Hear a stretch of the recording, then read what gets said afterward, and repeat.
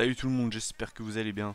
Aujourd'hui on va se retrouver donc pour une vidéo un peu spéciale. Donc je vais faire la review, donc les résultats et donner mon avis comme d'habitude. Mais là ce coup-ci, pas pour un pay-per-view mais pour un show hebdomadaire. En effet je vais donner mon avis sur le Raw du 4 avril 2016, plus connu sous le nom du Raw post WrestleMania.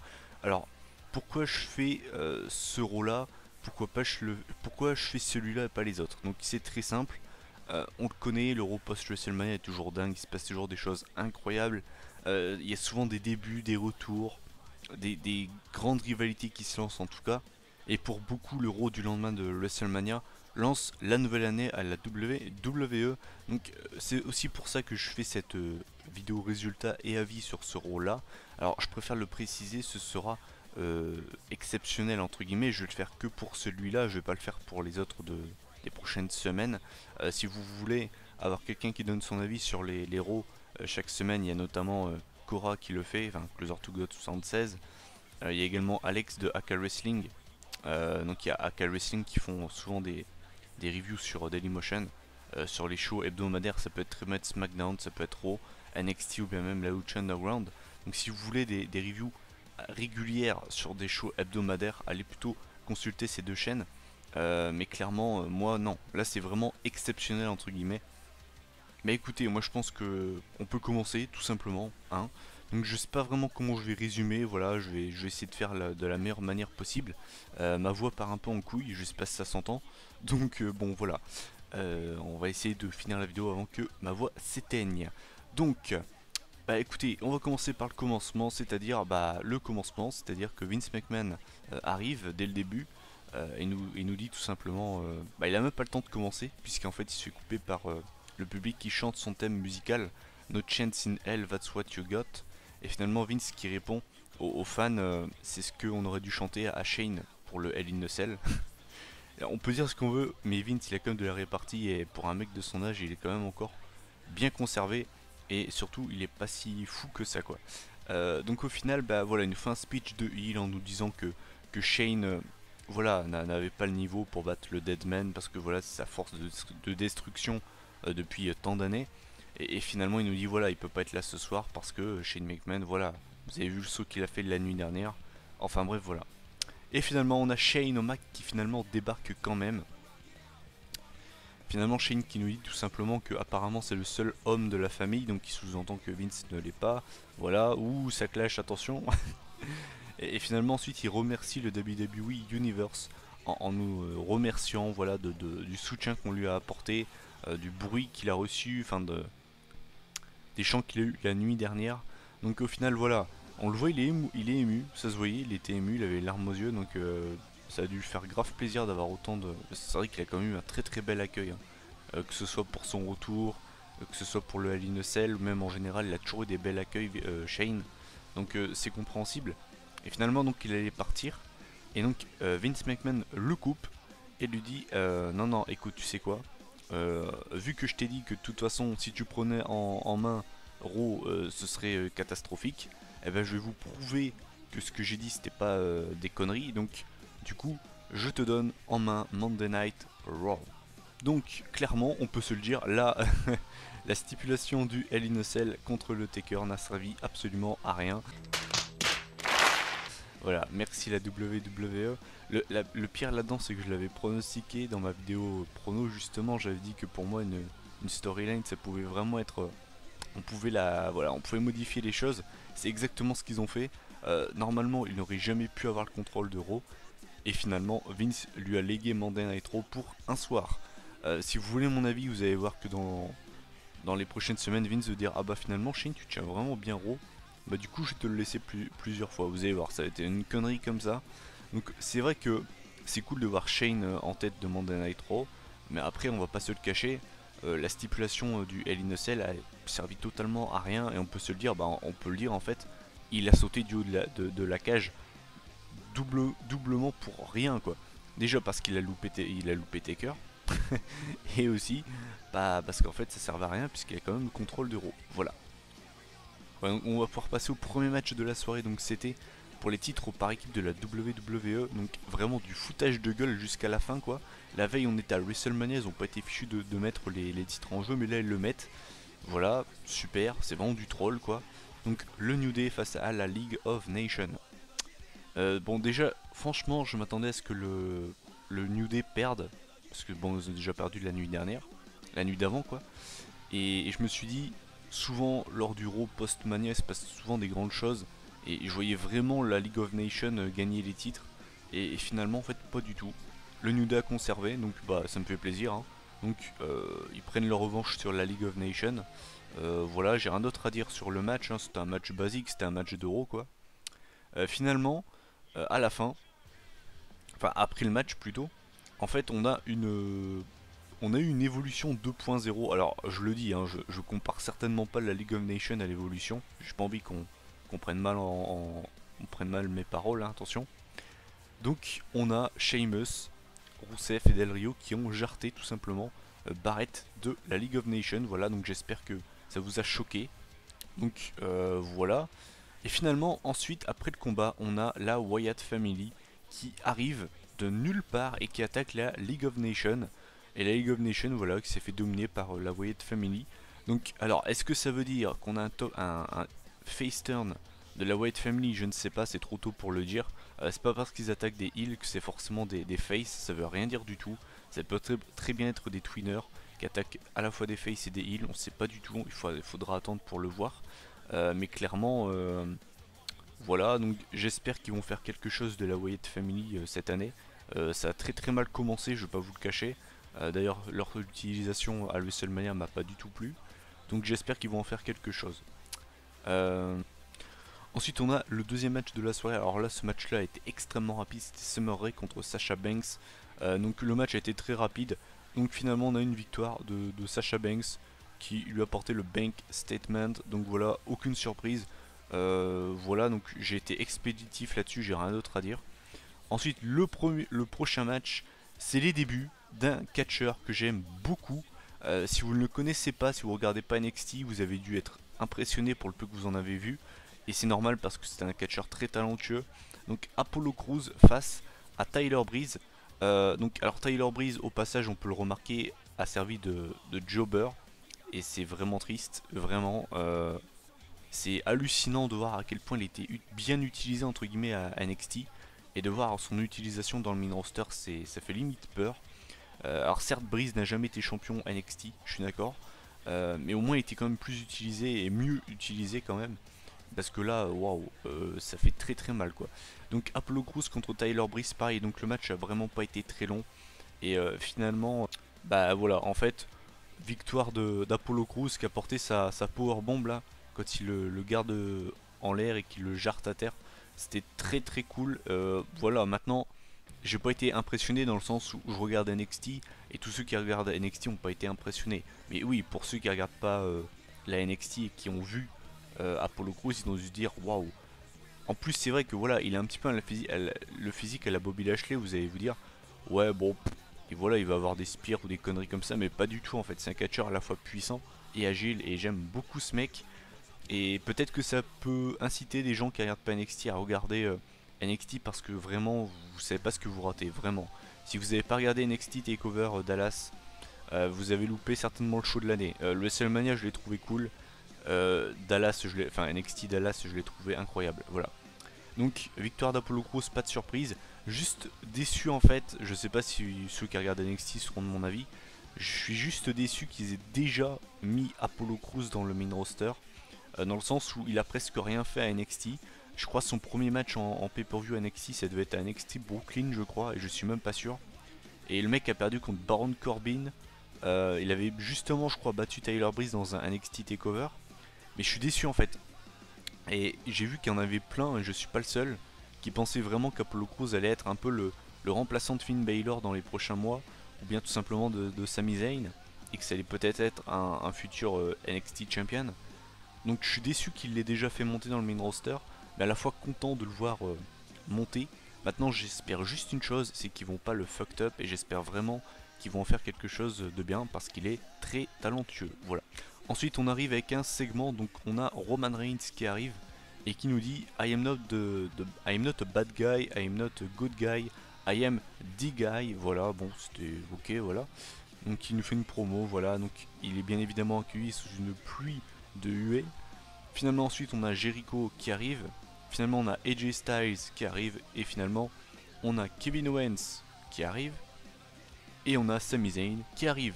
Donc là vous vous dites, what the fuck. Euh, Finalement ensuite on apprend que donc ces quatre là vont s'affronter pour être le number one contender du titre WWE, donc de Roman Reigns. Finalement ensuite ça part en brawl, donc tout le monde se met sur la gueule, et ça se finit avec un Roman Reigns qui spire Chris Jericho. Donc voilà, pas vraiment de... Voilà, enfin l'annonce m'a fait plaisir, parce qu'au moins ça se dit waouh, on va avoir un beau main event d'Euro quoi. Après c'est vrai que le spear de fin sur Jericho, bon voilà, j'ai rien d'autre à dire quoi. Ensuite on arrive avec un prochain match, donc on avait Baron Corbin de Lone Wolf qui avait gagné la Andre the Giant Memorial Battle Royale la nuit d'avant, donc qui faisait ses débuts officiellement dans le main roster face à Dolph Ziggler. Donc alors le match, bah, je l'ai pas aimé, je vous le dis franchement. Et donc en fait à la fin, donc ils étaient hors du ring, Corbin et Ziggler, et finalement ils se sont fait décompter tous les deux, donc il n'y a pas de vainqueur, double enfin voilà, double décompte extérieur quoi. Et finalement donc Baron Corbin a défoncé Dolph Ziggler en portant son End of Days, donc sa prise de finition à l'extérieur du ring sur Dolph Ziggler. Donc Dolph Ziggler contre Baron Corbin, je vous le dis sincèrement, ça pue le match à Payback, et je suis pas spécialement content parce que je ne suis pas fan de Baron Corbin. Si vous ne le connaissez pas spécialement, que vous regardez pas NXT, pour vous donner une idée, c'est un mec qui a un moveset très réduit. Euh, voilà, c'est un peu je le compare beaucoup à Roman Reigns, et voilà, si je n'aime pas Baron Corbin, si je n'aime pas Roman Reigns, bah, c'est parce qu'en fait ils se ressemblent beaucoup. Voilà. Ensuite on a le nouveau champion intercontinental Zack Ryder qui arrive, et qui donc bah voilà, dit que c'était incroyable de gagner le titre, et il nous montre également une photo de lui quand il était petit avec le Razor, avec Scott Hall, le Razor Ramon, en tant que champion intercontinental. Et il montre une photo de lui donc hier, pris dans les backstage, où c'est plutôt lui le champion qui donne son titre à Razor Ramon. Donc c'est vraiment cool comme image, et ça m'a fait plaisir de voir cette photo. Finalement on a le Miz qui arrive et qui dit qu'en gros voilà, la victoire de Ryder c'est bien, c'est bien beau tout ça, mais est-ce que ce serait pas un peu de la chance? Donc en gros le Miz le défie pour un match à Raw quoi. Finalement Ryder bah voilà, il dit mec, tu crois vraiment que tu me fais peur quoi? Enfin voilà, c'était pas de la chance quoi. Finalement le Miz le défie, lui dit bah vas-y, bah alors dans ce cas là mets ton titre en jeu. Et donc finalement Zack Ryder accepte. Donc finalement on a le match entre Zack Ryder et le Miz, donc match plutôt correct, voilà, on a Ryder qui nous fait des prises plutôt aériennes, le Miz qui a des prises beaucoup plus basiques. C'est pas le in-ring hein, du Miz que j'aime le plus chez lui, c'est plutôt son micro. C'est vrai que voilà, le moveset du Miz est pas crado, mais c'est pas ouf quoi, clairement pas ouf. Mais le match était quand même correct je trouve pour un Raw. Finalement donc on avait le père de Zack Ryder qui était au premier rang, et à un moment donc il a commencé à s'embrouiller avec le Miz. Et finalement, là, alors là, ça m'a fait très plaisir sur le coup, mais après, je suis vite redescendu. On a Maryse, et oui, notre belle québécoise, notre belle francophone qui arrive et qui commence à s'embrouiller avec le père de Ryder, qui lui met d'ailleurs une grosse claque. Et ensuite, finalement, le Miz porte son Skull Crushing Finale pendant que Ryder va justement regarder la scène pour battre Zack Ryder et devenir le nouveau champion intercontinental. Donc, deux choses, content de revoir Maryse, ça me fait très plaisir, c'est une diva qui m'a marqué, surtout que c'était dans la période où je venais pas de débuter parce que j'ai commencé fin 2007, mais voilà, tout le monde a connu cette époque où Maryse en 2008, de 2008 à 2010, était un petit peu l'une des têtes d'affiche de la division féminine à la WWE, donc ça m'a fait grave plaisir de la revoir. Mais par contre, extrêmement déçu que ce soit le Miz qui gagne le titre face à Ryder. Je pense que Ryder a eu son WrestleMania moment, et je pense qu'il est même pas déçu d'avoir perdu le titre aussi rapidement, je peux vous l'assurer. Par contre, je suis déçu que ce soit le Miz qui lui ait repris le titre. De toute façon, voilà, pour ceux qui vont dire que je dis ça pour faire genre, je l'avais dit dans ma vidéo résultat, je voyais pas Ryder garder le titre très longtemps, et ça m'aurait pas du tout étonné qu'il perde le titre le lendemain de Mania. Et finalement, qu'il le perde le lendemain, c'est pas ça qui me dérange le plus, même si j'aurais préféré qu'il garde le titre quand même, allez, 2 ou 3 mois quoi. Mais ce qui me dérange le plus, c'est que ce soit le Miz. J'ai rien contre le Miz, c'est pas un catcheur que je déteste, mais en fait je pense qu'il y avait mieux à faire. Pourquoi ne pas avoir fait ça avec Sami Zayn? Pourquoi pas avoir donné un rematch à Kevin Owens, qui je le rappelle était quand même le champion hein, dans l'histoire. Pourquoi ne pas avoir fait genre un triple threat avec Kevin Owens, Zack Ryder et Sami Zayn, et de avoir soit redonné le titre à Kevin Owens ou le donner à Sami Zayn, j'en sais rien. Mais le Miz ça me dérange quand même, donc déçu quand même. Ensuite on a eu un segment, enfin on a eu une promo plutôt, donc avec toutes les divas qui étaient dans le ring et Charlotte qui présentait donc son Women's Championship. Donc elle nous a fait une promo où elle s'est mis beaucoup en avant, ce qui a d'ailleurs beaucoup déplu aux autres divas qui de base ne l'aiment pas et n'aiment pas Ric Flair. D'ailleurs dédicace encore à Jordan, je vais lui faire chier que Ric Flair le pauvre. Donc finalement toutes les divas se barrent et il reste encore Natalia. Et en gros Natalia la trash talk un peu en disant voilà tu te prends pas pour tu te prends pour je sais pas qui, essaie d'être déjà plus humble quoi. Finalement ensuite on a eu une petite voilà les deux ont commencé un petit peu à se bâcher, ils ont commencé à se trash talker à la gueule. Finalement voilà Flair bah oui. Finalement ensuite on a Charlotte qui dit en gros ma famille a toujours été supérieure à la chaîne, et c'est là que c'est parti en couille avec un sharpshooter de Natalia sur Charlotte, et finalement Ric Flair la tire hors du ring. Donc ça, pareil, ça pue le Charlotte Natalia à Payback pour le titre. Alors ça me dérange pas parce que Natalia c'est pour moi l'une des divas les plus mal utilisées de l'histoire, et j'abuse pas en disant ça, de l'histoire de la WWE. C'est une diva très talentueuse que j'ai toujours appréciée, très technique, c'est l'une des divas les plus techniques qu'on ait actuellement, et je suis vraiment déçu de l'utilisation qu'elle a eue, pas seulement cette année ou l'année dernière, mais en général dans sa carrière. Je crois qu'elle a été une seule fois Divas Champion, et c'est vraiment abusé quoi, vraiment abusé. Quand on voit que Kelly, tout ce bordel, ils ont eu plus de spotlight que elle, ouais ça me le met mal pour elle. Donc content qu'elle ait ce match à Payback, et même si je pense qu'il y a très peu de chances qu'elle gagne le titre, j'adorerais l'avoir remporté le titre. Ensuite on a une vignette des Los Matadores, enfin les anciens Los Matadores, donc on voit Prico. On voit Prico, bah oui on voit Pulco aussi tant qu'on y est. On voit Primo et Epico qui font une promo, enfin une vignette comme on aurait pu avoir à l'époque. Ça faisait longtemps que j'avais pas vu de vignette pour des débuts de Superstar. En fait ils se vendent, voilà, on vient de Porto Rico, tout ce que vous voulez. Et je vous invite à aller voir ma vidéo sur les Los Matadores, comment les faire revenir. Apparemment la WWE regarde mes vidéos et ça fait grave plaisir. Non plus sérieusement, je suis très fan, enfin je les ai pas encore vus exactement dans le ring. Qu'est-ce que sera exactement leur gimmick, même si apparemment ça va être très basique hein, de portoricains voilà, qui sont voilà, qui revendiquent leurs origines. Mais alors par contre si on a Carlito en manager, les gars, je vais être tellement content et je vais être fier quoi, parce que c'est exactement ce que je voudrais pour eux, et c'est une bonne équipe et les gens les aiment peut-être pas, mais je suis certain que si jamais on a ce que j'avais dit, donc c'est à dire les deux avec Carlito, je suis certain qu'ils pourraient vraiment être une très bonne équipe qui serait très appréciée du public, ou alors très haï parce qu'ils feraient très bien leur travail de heal. Ensuite on a un match, alors là celui-là pareil je vais l'expédier, on avait un match de table entre les Usos et les Dudley Boys, les Dudley Boys. Donc je vais être très rapide, voilà, victoire des Dudley Boys. Les deux, en fait les deux Usos ont voulu faire des splashs, et en fait les Dudley les ont esquivés. Du coup les deux ont traversé les tables, voilà, donc faudra retravailler vos splashs les gars, hein, vous n'êtes pas au point. Voilà, victoire des Dudley Boys, je n'ai rien d'autre à dire là-dessus. Finalement donc ensuite on a les deux qui ont, donc les Dudley Boys allaient partir quoi. Et donc là on a Enzo Amore et Colin Cassidy, donc Team Soft, qui font officiellement leur début dans le main roster. Et ça par contre ça me fait grave plaisir. Eux contrairement en fait à Apollo Crews, ça me dérange pas parce qu'ils sont restés très longtemps en fait à NXT quoi. Et ils ont jamais d'ailleurs été champions par équipe. D'ailleurs pour moi c'est, voilà, ils auraient quand même dû leur donner au moins une fois les ceintures. Qui font leur début. Et donc on a Enzo Amore qui fait voilà, qui font bah, les deux en fait font un gros speech quoi. C'est surtout Enzo qui parle beaucoup, et finalement on finit avec le speech original quoi de Big Cass qui nous dit I have one word to describe you and I will spell it out for you. S-A-W-F-T soft. Voilà, ça c'est la pire imitation que vous pourrez trouver de Colin Cassidy. Donc voilà, ça me fait grave plaisir, c'est une équipe qui est très divertissante, que ce soit au micro, dans le ring. Et si vous les connaissez moyennement, vous allez kiffer. Je pense déjà que vous avez vu un aperçu de ce qu'il pouvait donner dans le ring à Roadblock si vous avez regardé. Et je pense que c'est une équipe qui peut très bien marcher avec le public. En tout cas, je leur souhaite vraiment.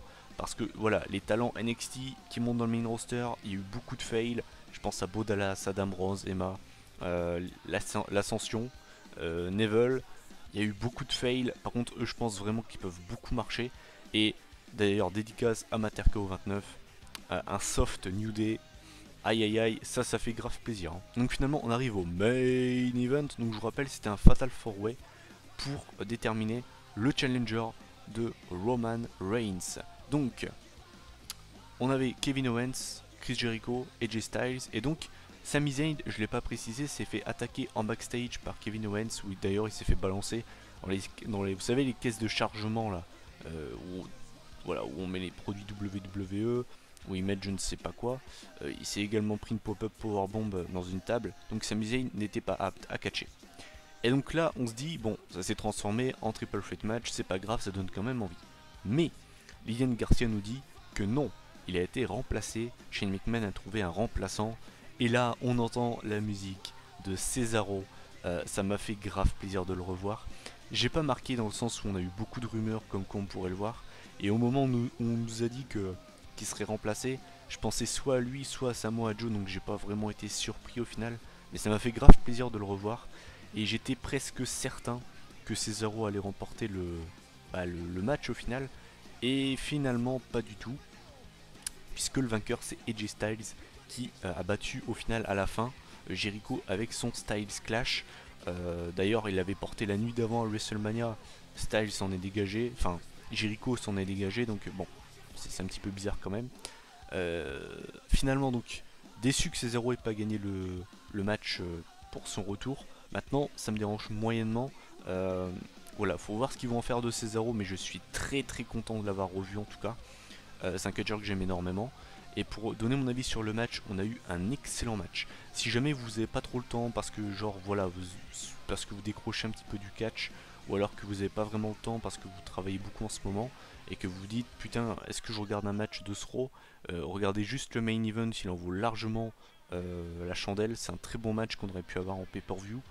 Le seul point négatif, après j'ai envie de vous dire, c'est pas nouveau, c'est les pubs. Hein. Voilà, les pubs américaines, c'est relativement chiant.